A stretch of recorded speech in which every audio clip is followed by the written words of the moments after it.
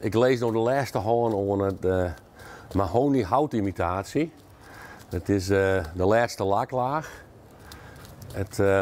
Het wie eerst de dek- en schilderwerk en met speciale technieken heb ik er een houtimitatie van maken.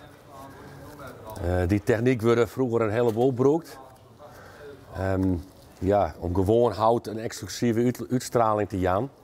De binnenstad van Dokkum krijgt hield meer het onzucht van Jettiets weerom. Dat is met te tankje aan het werk van schilder Onno Loonstra. Met speciale technieken beziekt hij meer variatie om te brengen.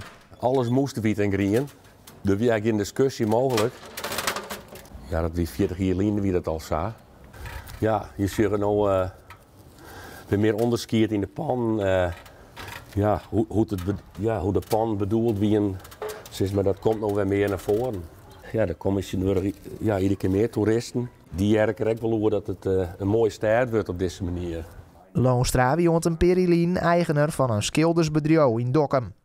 Toen hij dat verkocht had, had hij meer tijd voor dit soort bijzondere putjes. Eigenlijk ga ik van mijn hobby weer mijn werk maken. Ja.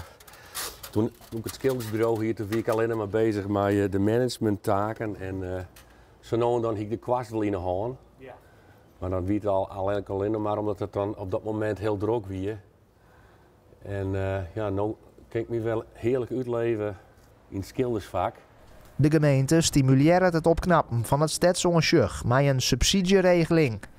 Er binnen nevens Loonstra nog genoeg gebouwen die een opknapbeurt broeken kunnen.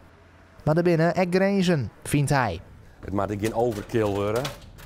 Het is, stond hier al goed druk in Dokkum. Het has een museumplakje wat dat betreft. Met ik leven blauw, ja, het staat met ik leven blauw. Het moet geen giethoorn worden of die kant uitgaan.